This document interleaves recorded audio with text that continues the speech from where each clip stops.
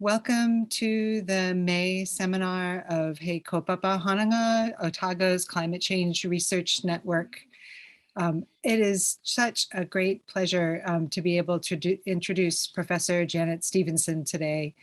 To put it briefly, which is difficult, Janet is a research leader at Otago and a research leader in many areas, including, as we all know, energy cultures, sustainability transition, community engagement, and we've all, many of us have had the pleasure of working with Janet and learning from her written work and excellent example. And it's just fantastic to have her here today talking to us about adapting for climate adaptation. So we'll hear Janet's presentation. We can put questions in the Q&A at any time. And then as we have time, I'll be asking people to direct their questions to Janet later. Turn it over to you. Thank you. Kia ora. And lovely to be speaking to you all today. I see lots of familiar faces and also lots of faces I don't recognise, and that's really exciting. And thank you all for being here today to listen to this talk. So I'll just try and set this up. Tell me if I've got it right, please. Right, so are you seeing a main screen here? It looks beautiful. It's very plain, but this is it. Good, great. Okay, well, what I'm going to talk about today has really been the culmination of more than 2 years worth of conversations and work that has ultimately led to hot off the press announcement that we've got a research project funded that's called Innovations for Climate Adaptation. So this research project, which the core team is the people here, myself, Merita Kawharu, Braden Diprose, who's at Landcare Research, Manaki Whenua, and Sophie Bond, who's here at Otago as well. So what we and a broader team of people, including Lisa, have been really talking about for a long time is research into what is the actual experience of actors, and particularly what we call mana whenua organisations or iwi, hapu, kainga, marae, runaka.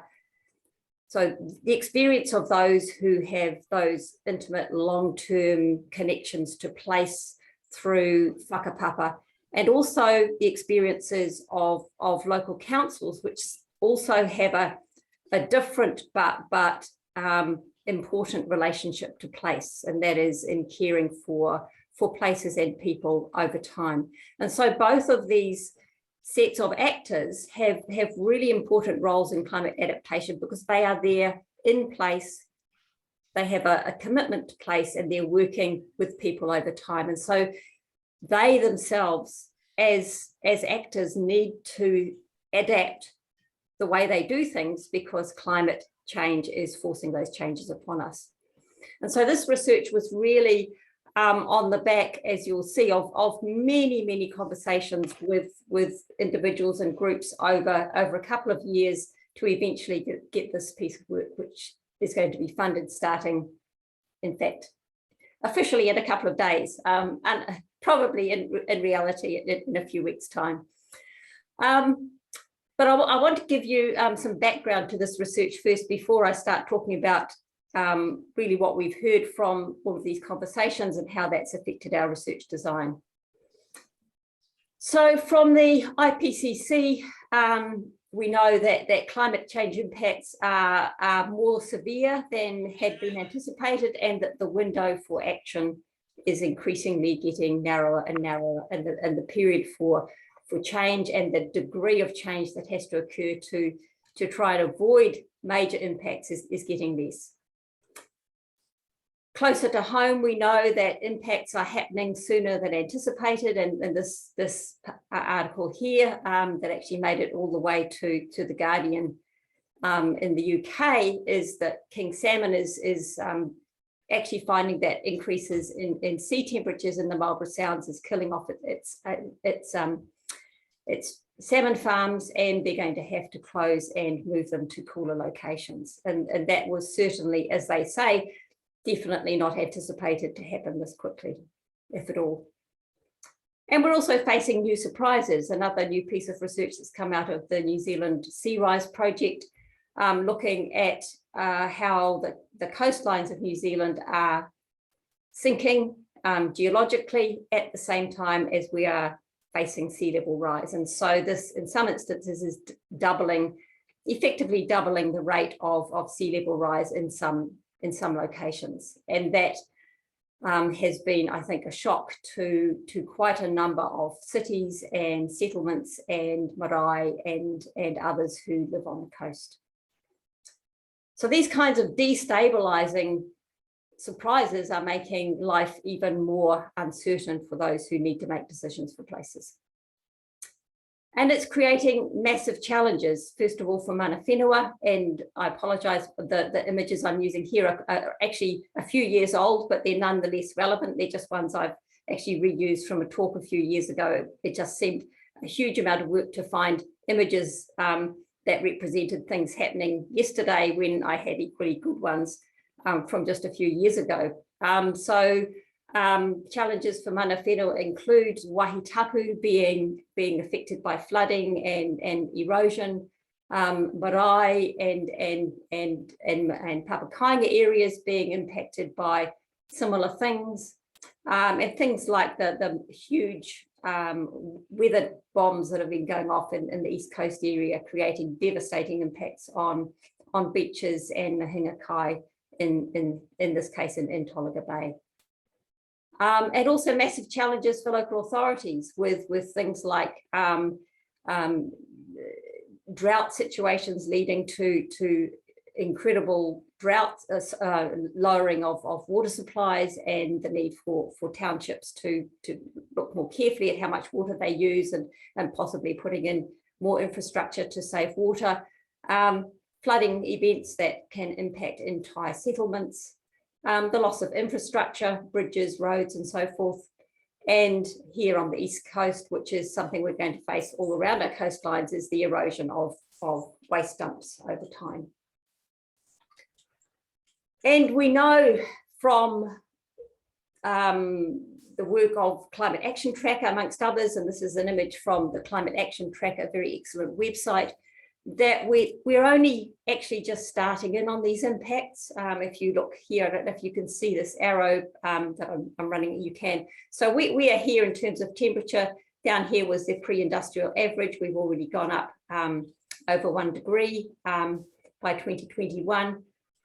If all of the policies and actions that represent real world action right now take place, we're probably looking at around 2.7 degrees by 2100.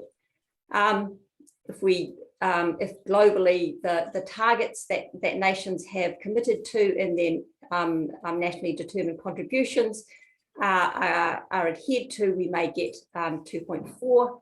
If pledges plus targets are achieved, we might get to 2.1, and the most optimistic scenario is 1.8 degrees by 2100 on average. So we're really at the beginning stages, believe it or not, of a long period of massive change. We don't know how big that's going to be, and that adds to the uncertainties, but we know the impacts are already occurring. So we're entering a new era of decision-making under uncertainty, an era of continuously shifting baselines. There is going to be no more normal when it comes to things like weather events, sea level rise, droughts, floods, the cascading impacts of any one of these on other things, like the spread of new diseases into new countries, the spread of different species into areas, the cascading impacts from that into people and place as natural and socioeconomic systems interact with each other. And this means unprecedented challenges for place responsible authorities. And by that, I mean both mana whenua, iwi, hapu, kāinga, runaka, and local authorities, that is regional and district and city councils.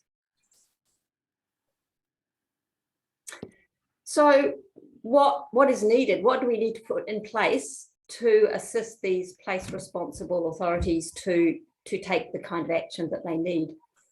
And this report, this quote here is from a report that I'll come back to, but looking at the implications of some of these issues for Māori. And all we really know is change is coming and that it's going to be disruptive, compounding, and largely beyond our control. So I'm going to go to 3 different documents to just briefly, at a very high level, outline what they say, what is needed. So in New Zealand, really the first big stocktake report, as it was called, of how we should be adapting to climate change in New Zealand was this one by the Climate Change Adaptation Technical Working Group, commonly known as the CCATWG group. And this stocktake report said what is needed at a high level is sufficiently comprehensive information, that is data and disseminating that, an organised and consistent approach, which means having the capacity and capability and kind of practices that we need to make use of that information, and proactive dynamic action, which requires regulation tools and implementation. And they at that point, they were saying effective adaptation means adaptation that substantially reduces risks, avoids losses, and maximizes opportunities. So if we fast forward 5 years, and it's only 5 years, but it seems like an eon later, we have a rather different set of perspectives in the IPCC's 2022 report on impacts, adaptation, and vulnerability. And I'm quoting here from the section on Australasia that was led by Judy Lawrence and had a number of New Zealand and Australian authors. So what they say, what is needed? So first of all, we need governance frameworks that support anticipatory decision-making, ensuring that it's coordinated across all levels of government, and the incorporation of climate risks in design standards. We also need the capacity for adaptation, and that means that we need to be able to have really good risk information and risk assessments. We need education, training, and professional development, and we need accessible tools and information. We also need community partnerships, collaborative engagement, dynamic adaptive decision-making. We need good funding mechanisms to fill all those gaps that are starting to appear for investing in adaptation activities. We need the private sector to get involved, and we particularly need clarity around who pays for what and how. And we also, and here we're starting to look at equity issues which weren't very visible at all in the CCATWG report.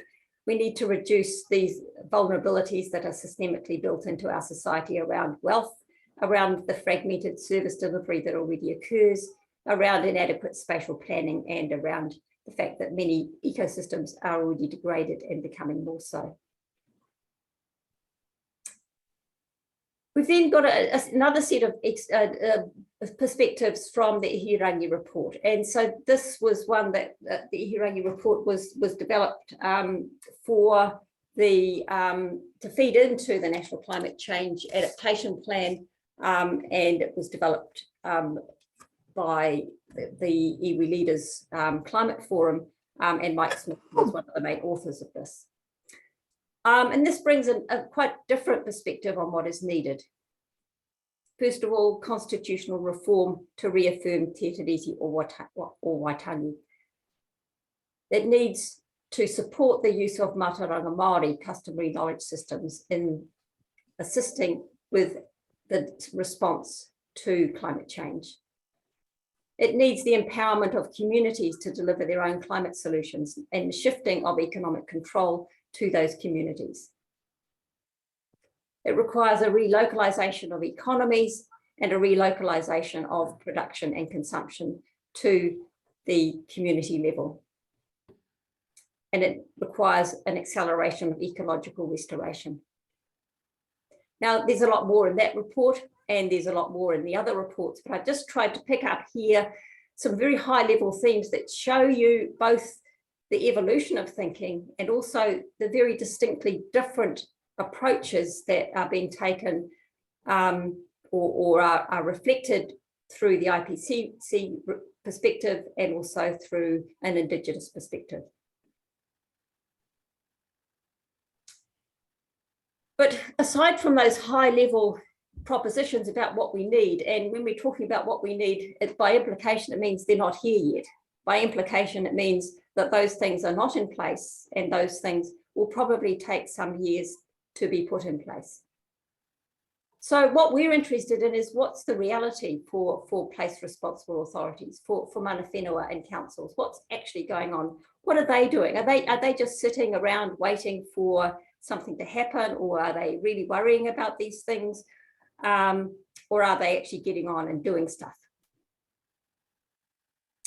So this is about what we learned from talking to people. And I love this quote. And it's not unlike many others. I have no idea what I'm doing. This is someone working for a council in relation to climate adaptation. So our research proposal was based on many conversations with lots of people from regional and city or district councils from throughout the country, from quite a number of mana whenua organisations, either iwi, hapu, consultancies, kāinga, and other runaka groups, conversations with Local Government New Zealand, Ministry for the Environment, Ministry of Transport, the Future for Local Government Review, which is a panel of people set up to review what local government is going to look like in the future, the Coastal Adaptation Network, and other research programs who are also working in the climate change space. So first of all, what we learned from talking to mana whenua organisations, and bear in mind that what I've got here, there'll be different ideas coming from different groups, so it doesn't mean that everybody agrees with all the things, but they've all emerged from the conversations. And one big theme was the recognition of rangatiratanga. And here, people were talking about the deep knowledge of place, the enduring commitment to place, and the aligned responsibility for place and the people of place that rangatiratanga represents. And this desire to take the lead in climate response on their own terms, not necessarily giving over the power of decision-making to local authorities or to others, but actually taking the lead in the way that they see is the best way. A very common message was that te tiriti has not been implemented, and those promises have yet to be met for the true exercise of rangatiratanga. And that councils have quite different levels of understanding about what a te tiriti partnership might look like. We also often heard that Māori values and mātauranga are poorly considered in decisions. And two examples of those are around the risk assessments that are being undertaken, that they're very reductive. They look at single issues and divide these apart, and they're not good at looking at the interdependencies and taking a holistic view on what risks might be incurred by adaptation and the impacts of climate change. And also that Māori values more generally are not well incorporated into adaptation planning.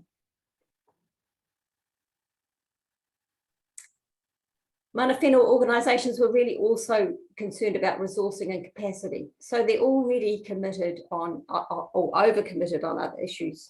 So mana whenua organisations typically are there on the forefront dealing with health issues, dealing with social issues, dealing with making submissions on every government document that comes through for submissions. They're dealing with water issues, they're responding to planning proposals, they're being consulted on everything under the sun. They're already 150% stretched. And so climate adaptation just throws yet another curveball into that whole mix. So they're really keen to engage and partner and work on climate adaptation, but currently often their capacity is really limited. And also they feel they need to build capability in what adaptation actually means. And many of them want to develop that kind of expertise amongst their rangatahi, amongst the young people who are coming through and can possibly be the leaders of the future. Some, like this one on the right, Ngārauru Kitahi, have a climate change strategy, but implementing it is likely to be quite demanding and quite costly.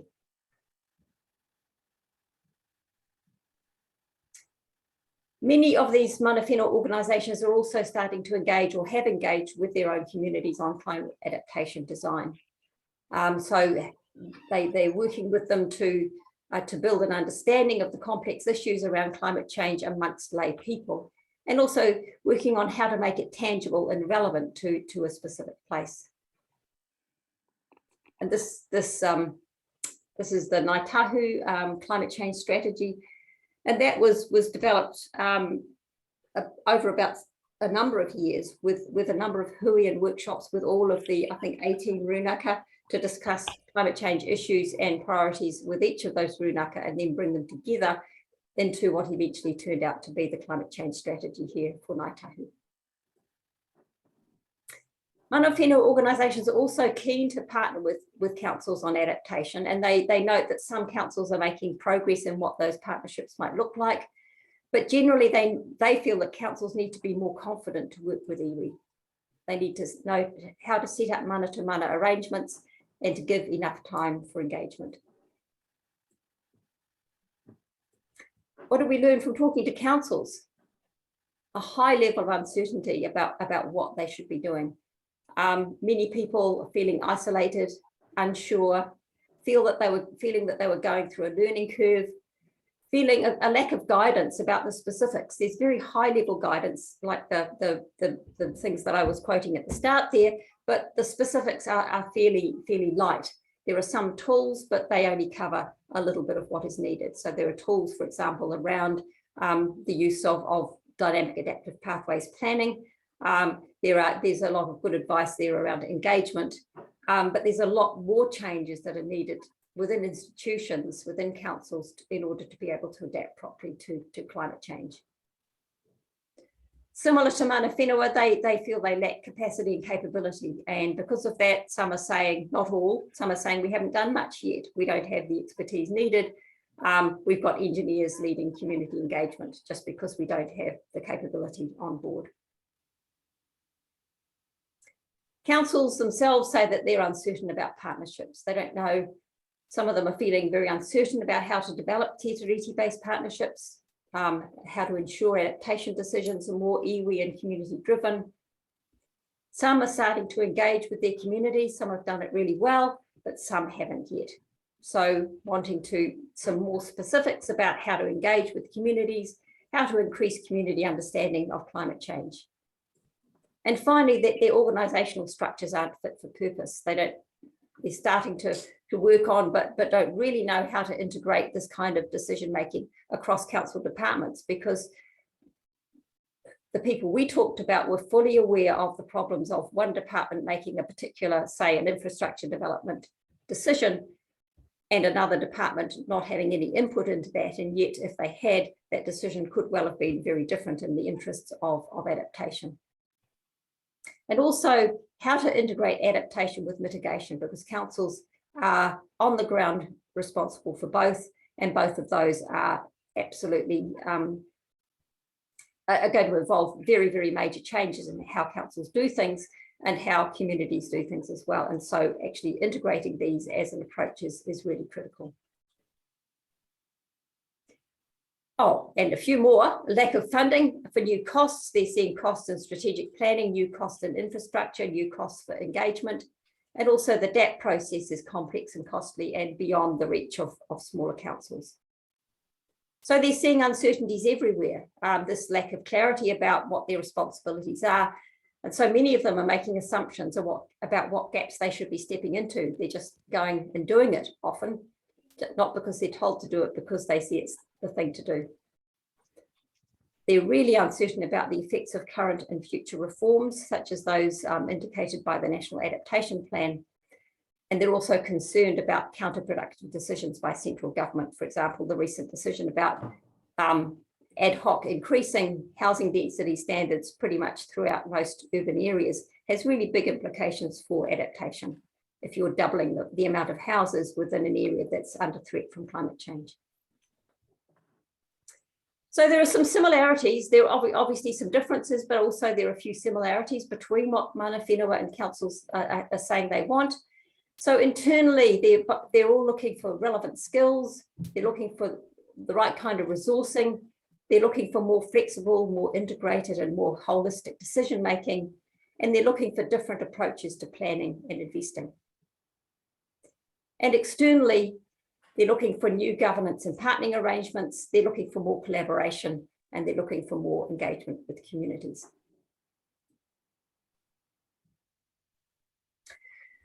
So they're all looking for stuff and they're saying we need all of this. But the seed idea for our research really came about when, in amongst them telling us all of the things that they needed and how difficult it was and how they didn't have the capacity and they didn't have the funding, and what they were doing was actually doing stuff anyway. And we got very excited about the stuff that they were actually doing. And this was the seed idea for our research. So both mana whenua organisations and councils were seeking exemplars and tools about what they should be doing, but at the same time, they were already innovating, they were already experimenting, they were already just doing it. And so we thought, what can they learn from each other? If they're doing this stuff already, can they start to learn from each other? And what can they teach us as a research team and through us to others more widely? How can we actually assist in looking at these innovations that are happening and use them really as the basis of our research, this bottom-up, grounded rash of inspiration and it really inspiring things that organisations are doing. So I call this innovating in the face of uncertainty, and people would just say we're just doing stuff, and this was great. And I'm just going to give you a few examples because obviously these are just things that came through in those early pre-proposal discussions with mana whenua organisations and councils. They're not actually the results of our research, which will be much more comprehensive, but some really inspiring examples. These ones are all local around engagement. I think the Dunedin City Council has done an amazing job with the St Clair to St Kilda coastal plan. Just spending a huge amount of time engaging very closely and in many different really creative ways with all of that community, from young people to old, from wealthy households to not wealthy households, from mana whenua to people in government organisations. Everywhere they have had their hands out for feedback on what the future of this coastline would look like under climate change. And it's been a really inspiring piece of work, and in fact led by a geomorphologist, Tom Simon-Smith. The Aotearoa Regional Council is just in the early stages of deep engagement with the Glenorchy community on looking at hazard management, which is potentially also going to be exacerbated by climate change. And Ngāi Tahu's development of their climate strategy, which I mentioned previously, has been another real inspiration around developing a climate strategy through engagement with Papatipu Runaka around the motu.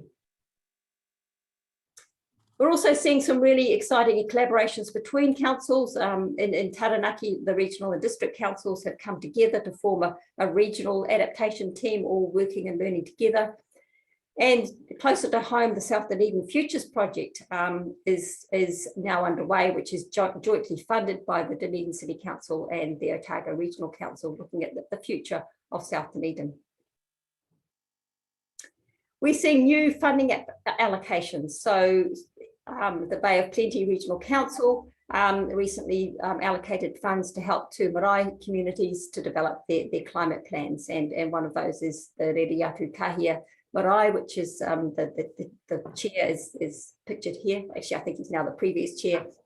And we're going to be working with them as part of our research project. And we're also seeing councils allocating funding for things like new infrastructure and removing landfills and other funding commitments that they're making to respond to climate change.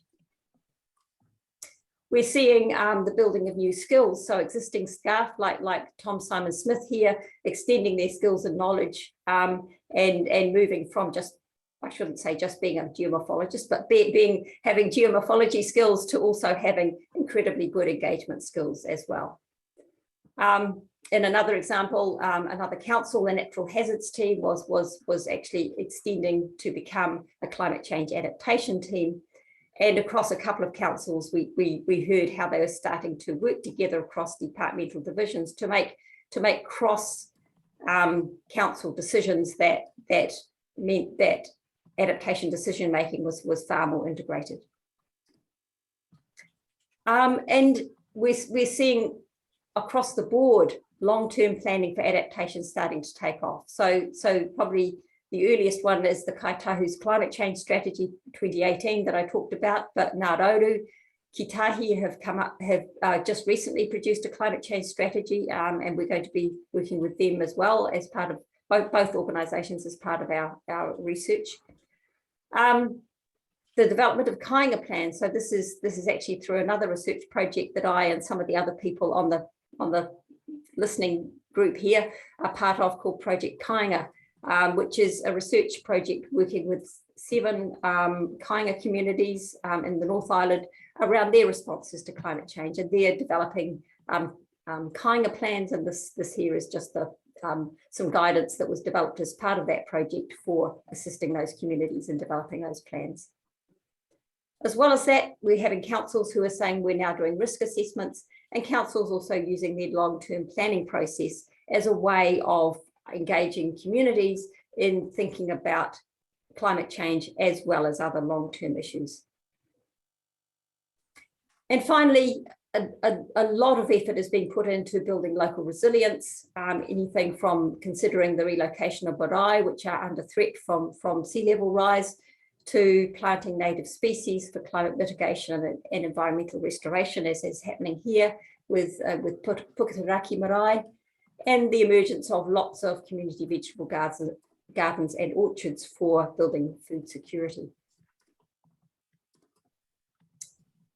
So these kinds of innovations really got us excited and have formed the basis of how we've designed this research program, and really based on this feeling that we're getting from all of our research partners that we've got to act now. We can't wait until these high-level strategies and new legislation and new national policies get put in place. We've actually got to start working right now. So what we've ended up with, because we can't work with every council and every iwi organisation in New Zealand, is 3 case study areas where we are working with one mana whenua organisation and a regional council and 1 or more city or district councils. So one group in Taranaki, 1 group in Bay of Plenty, and 1 group in Otago.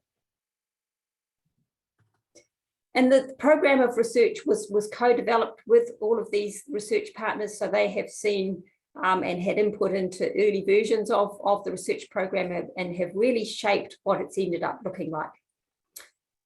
So what we're doing at the heart of it is tracking these innovations over time through repeated kōrero and interviews with people from all of these organisations. So every 4 to 6 months, we'll go back for another kōrero about what's happening, how it's going, how it's working, looking at internal innovations, so things that they're doing within their organisation, and things that they're also doing external to their organisation, so governance changes, partnering, and so forth.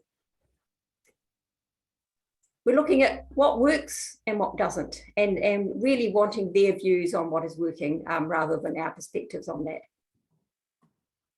As part of this research also, we're supporting young people to work with their iwi on adaptation strategies. So currently 3 young Māori women who are part of the research project, who'll be working in different ways with their iwi organisations, just to back up the climate strategies, either as research assistants or as doing their own research. We're also establishing communities of learning research between research partners as far as they want. So the opportunities for these organisations to come together, either as the councils may be coming together on their own, or the mana whenua organisations coming together, or maybe all together, having put it all between them about what is working, what's not, what is effective, and what they can learn from each other. And then more broadly, looking for opportunities to share those learnings with other mana whenua organisations, other iwi, hapu, marae committees and so forth, and also with other councils across New Zealand. And we've got, we're working very closely with local government New Zealand in particular around how that can be spread amongst councils more generally, and also with a group called the Climate Adaptation Network, which is councils across New Zealand who are working in coastal areas on climate adaptation. So we'll be feeding these insights into local government New Zealand, into central government agencies, and into policy and legislative reforms, of which there are an enormous number over the next 1 to 5 years. So ultimately, although I hate this word toolbox, what we will be coming up with is a bunch of hopefully effective actions for what we're calling just and robust adaptation. And these actions will be changes to organisational arrangements within place responsible authorities, and changes to governance arrangements between them, recognising care to reason. And one of the, I suppose, the big themes that came through in all of those many conversations with iwi organisations and with councils is two kind of big ideas. And one is this idea of what we're calling just adaptation. That is, that adaptation has to be fair, it has to be accountable, it has to be transparent, it has to fulfil treaty commitments. And as part of it, we need to be decolonising institutions, structures and processes. We need to be recognising that climate change impacts are going to be inequitable, and therefore we have to anticipate that and deal with it. And we also have to work alongside that at reducing existing inequities and not making those worse. And secondly, that adaptation needs to be robust. It needs to be adaptable, responsive. Decisions need to account for uncertainty and complexity. They need to be well informed, integrated and flexible. They need to engage those who are affected in decision making. They need to incorporate place-based knowledge that has been developed over generations. And also that we need solutions that aren't just good for adaptation, but are good in every respect. They also reduce greenhouse gas emissions, they enhance the biodiversity, they strengthen local food systems, and they increase community cohesion. And I'll leave it there for questions. Thank you.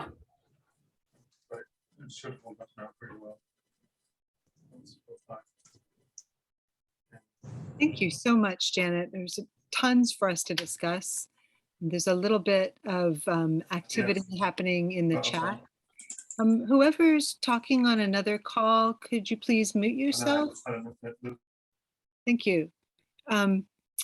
Okay, so we have a first question from Benjamin. Maybe Benjamin, if you want to unmute yourself and talk about gaps analysis and equity.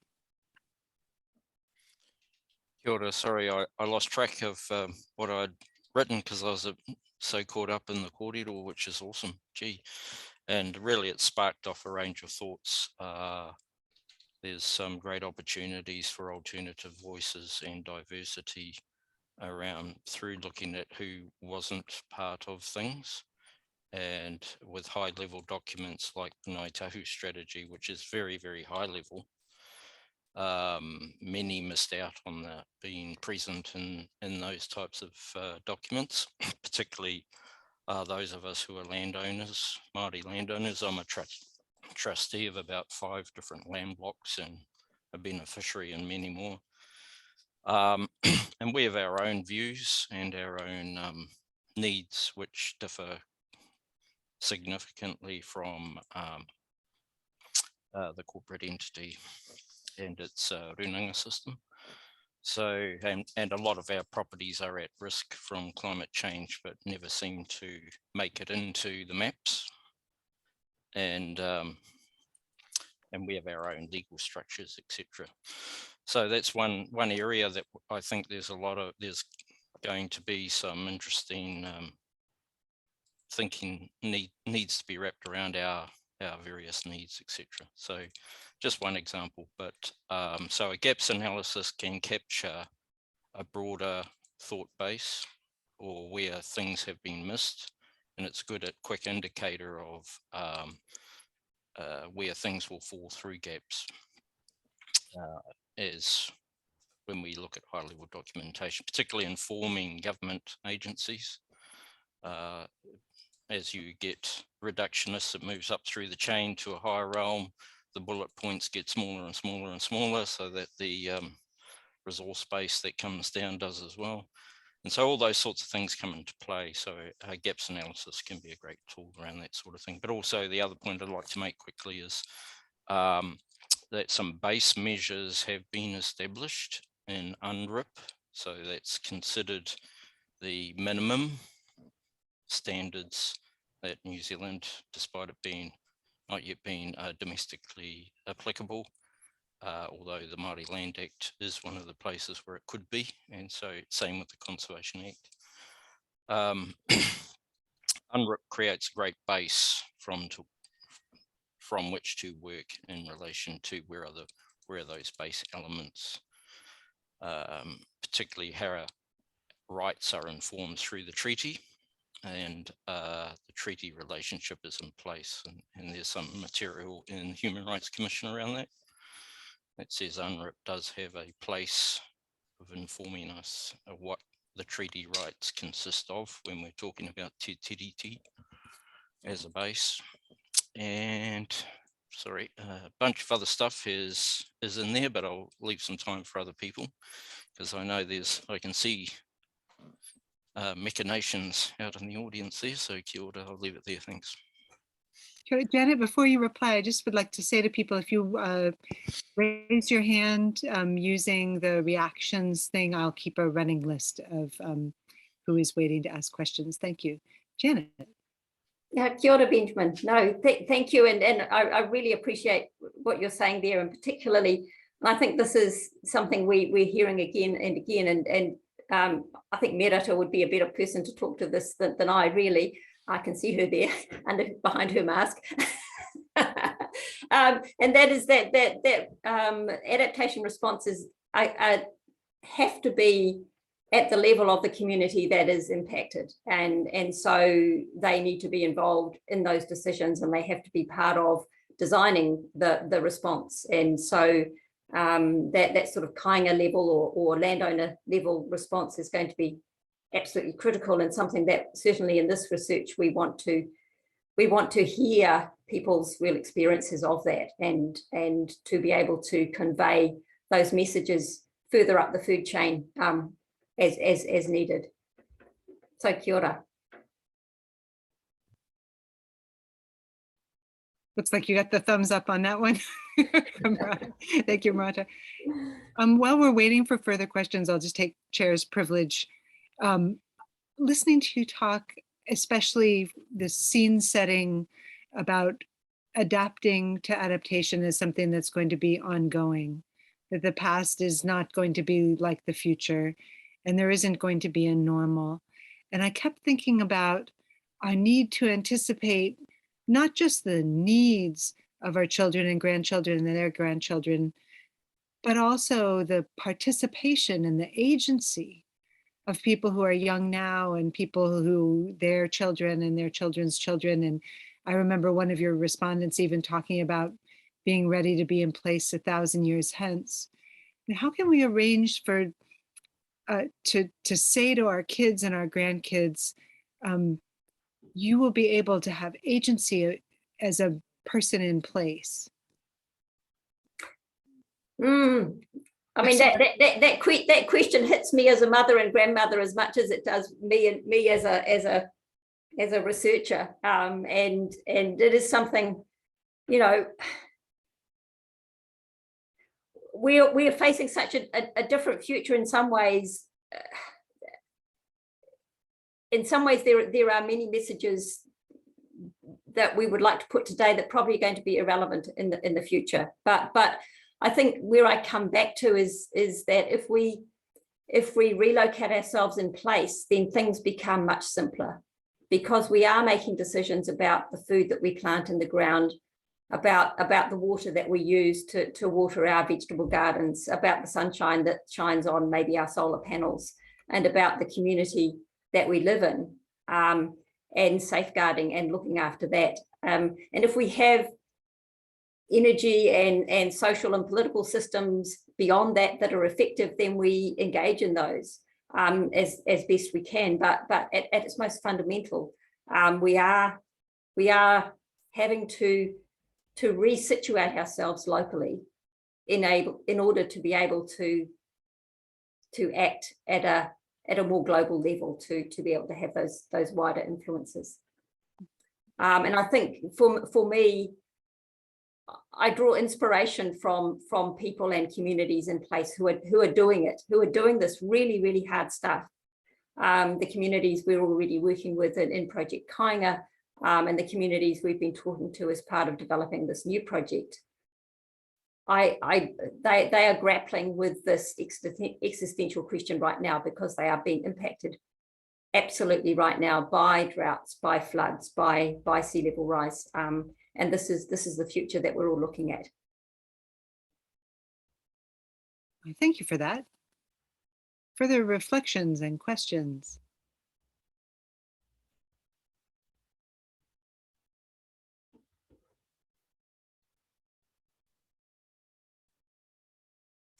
When you were talking right now, one of the things that I found really inspiring, and I'm going to call on Kristen as soon as I finish this brief sentence, is that unlike some of the attitudes we can take away from abstract national level planning, we don't feel like patience. We feel like active in place. And I just find that super inspiring. But we have two hands up. First, Kirsten, and then Shakti. Kirsten, please. Thanks, Janet. That was really inspirational. What I'm just sort of wondering, did it come through this tension that, you know, the inspiration is around what we can do today locally, but was there an expressed tension around the higher level government and decisions actually slowing that enablement up? Because, you know, we don't know how long this is going to take, the high level decision making, but there is a constraint around that. And I'm just wondering if you could share with us if that was expressed in your thoughts about how we get around this. I mean, there was certainly frustration about a number of, I suppose, governance level decisions or government level decisions that are still waiting, that we're still waiting to hear about. And some of those are to do with the specifics of, for example, the Resource Management Act and the review of local government and the Three Waters reform, those sorts of things. And they create a very destabilizing environment for decisions to be made in, because councils are really unsure what's going to end up on their plate. And so they're sort of working blind at the moment. No clear statement of precisely what their responsibilities are for adaptation, and at the same time, sort of no clear direction about where these various intersections of new legislation and new policy might end up for them in, say, 5 or 10 years' time. And even looking at the National Adaptation Plan, I mean, it's got a whole list of reforms that it's proposing to get underway between 2023 and 2028.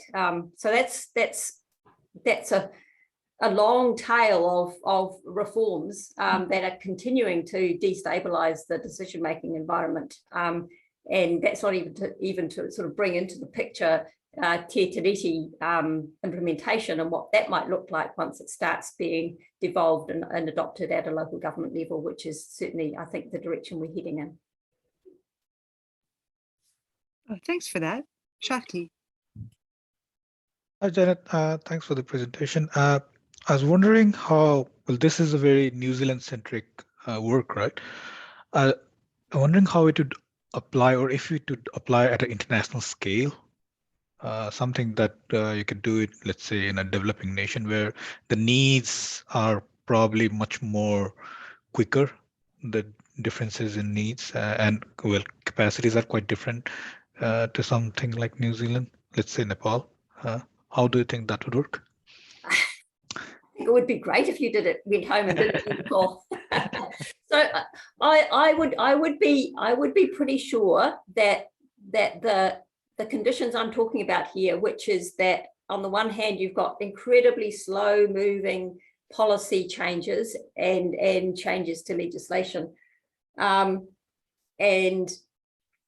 a whole mix of things all happening at once at that level, but that on the ground I would bet there will be a whole lot of innovation, people just doing stuff, organizations just doing stuff, communities just doing stuff that may or may not have a good fit with what's happening at a political level. And I think one of the things that we're going to try and do is actually try and make some connections in this country between what's happening on the ground and what people are finding to be effective and the direction of that higher level policy. That's sort of part of what's built into this research. But for other countries, I would imagine you'd find similar things happening, and I think a similar research approach would be super interesting. So once you finish your PhD, Shakti, go for it. Yep. Thank you.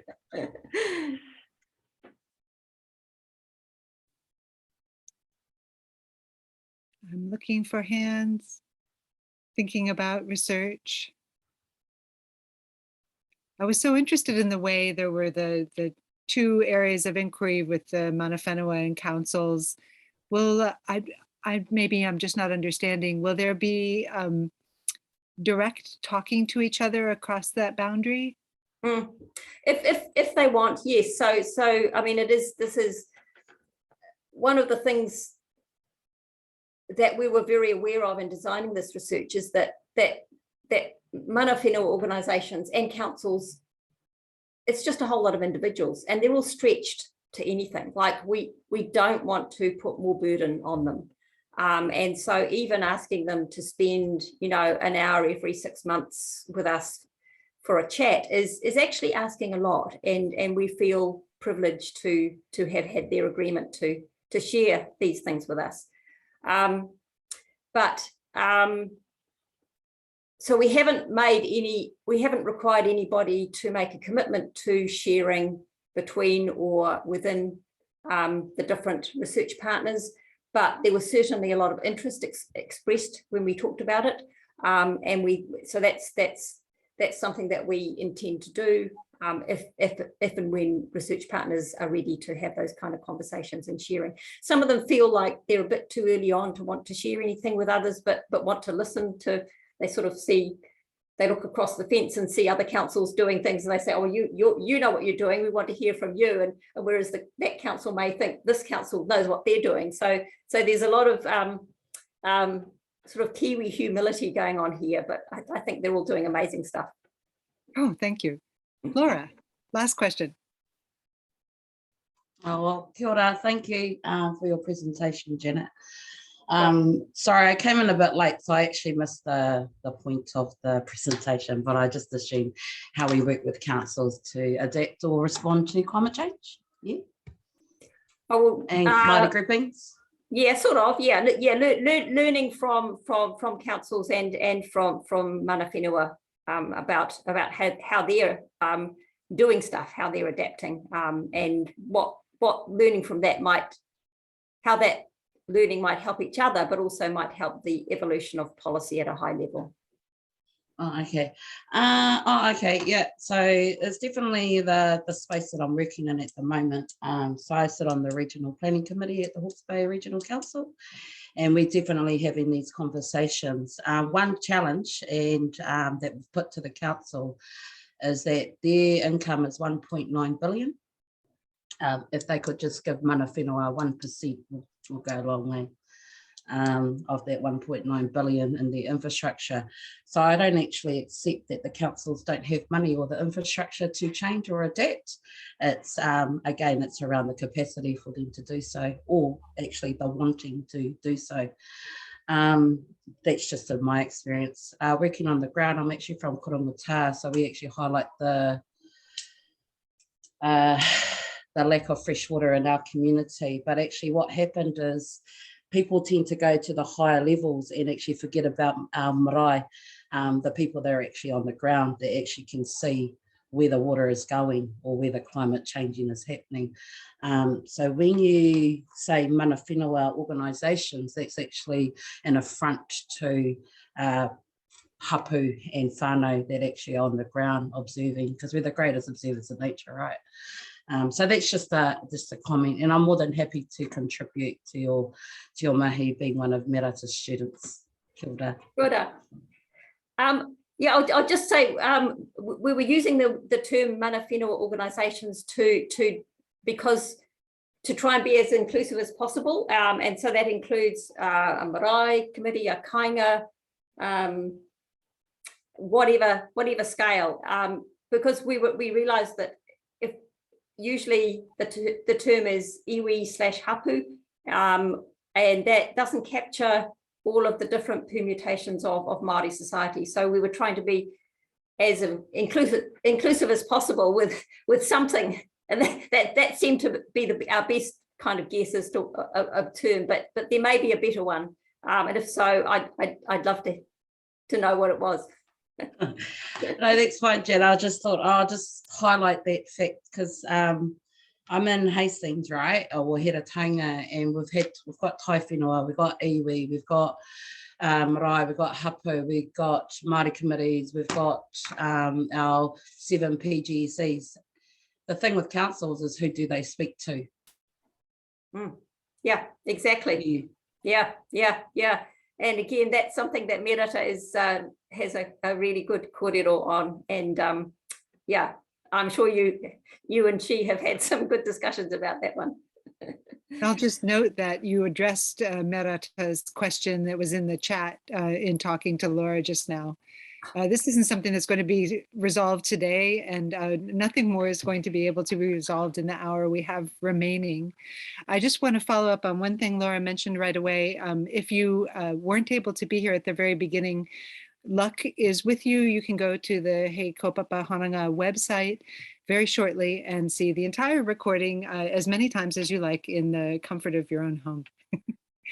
So Ngā nui, thank you everybody. Thank you so much, Janet, for this amazing hour. It's been a real pleasure, and I will put up that link before I go. Paul, thank you very much. Please join me in thanking Janet for this terrific seminar. Thank you, Janet. Yay.